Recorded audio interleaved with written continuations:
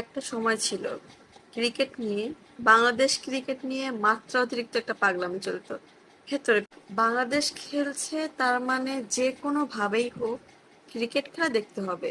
সে যত বড়ই পরীক্ষার প্রেশার থাক আর যাই থাক, লোডশেডিং থাক আর যাই থাক না কেন, মানে খেলা দেখতে হবে। আমার মনে আছে, মানে 2012 সালে বাংলাদেশ যখন এশিয়া কাপে পাকিস্তানের সঙ্গে হেরে যায়, সেই রাত্রে আমি মানে কান্নাকাটি করতে করতে চোখ টোক ফুলাই দিছিলাম। মানে এক বলে এক রানের মতো একটা ব্যাপার ছিল খুব সম্ভবত, যে রানটা নিতে পারলেই জিতে যাবে। তো তখন হচ্ছে একজন প্লেয়ার, বাংলাদেশের একজন প্লেয়ারকে বাধা দেয় রান নিতে যাওয়ার সময়। তখন হচ্ছে ওই এক রানের জন্যই বাংলাদেশ হেরে যায়। তখন আবার মাশরাফি, তামিম ইকবাল, তারপর হচ্ছে সাকিব আল হাসান।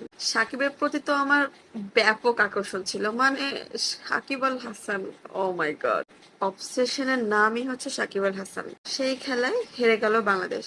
আমি তো সারা রাত কাঁদলাম, মানে কেঁদে কেটে নাকে চোখের জল একাকার করে ফেলছি। আমি আর বাবা দাদা বসে বসে খেলা দেখতাম, মানে অন্য লেভেলের। এরপর হোস্টেল লাইফ শুরু হলো, চলে গেলাম। তখন অবশ্য নেটের খুব একটা ভালো অবস্থা ছিল না, তবুও ফেসবুকে ঢু মেরে বসে থাকতাম শুধুমাত্র খেলার আপডেট জানার জন্য। মানে খেলা খেলা খেলা, মানে ব্যাপারটা এরকমই যে একটা ছোট দেশের মধ্যে কতটা প্রচেষ্টা থাকলে এত দ্রুত উন্নতি করা সম্ভব, তাও ক্রিকেটের জগতে, যেখানে এত এত এত এত ভালো ভালো দেশ, ভালো ভালো প্লেয়াররা খেলে। ওয়েট, কি ভাবছেন? হ্যাঁ, আমি অন্য কিছু বলছি? মোটেই।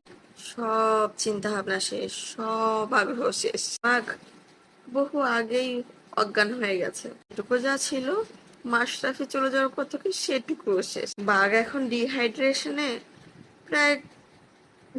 এই যে যে প্লেয়াররা, এই যে প্লেয়ারদের খেলা যারা দেখছেন, তারা আমাকে একটু বলেন তো আপনাদের কত ধৈর্য। বাঙালিদের ধৈর্য বেশি সেটা আমি জানি, কিন্তু এই ক্রিকেট প্রেমী, বিশেষ করে বাংলাদেশে ক্রিকেট প্রেমী যারা আছে, তাদের ধৈর্য কিন্তু ভাই একদম উচ্চ লেভেলের। এত কিছুর পরেও কি করে বাংলাদেশের খেলা দেখতে বসে, মানে বুকের পাটে কত জোর থাকলে বাংলাদেশের ক্রিকেট খেলা দেখতে বসে, তাই ভাবি। বাংলাদেশের ক্রিকেট খেলা নিয়ে কিছু বলা মানে লজ্জাজনক ব্যাপার, কি বলেন? আর মাঝে মাঝে যে একটু পারে, ভালো পারে, সেই তাদের অর্জনে থাকাই যায় না, মানে ফাঁকা কলসি বাজে বাসি, সরি সরি সরি, ফাঁকা কলসি বাজে বেশি। ও নো, হলো না তো, বাঘের গর্জন।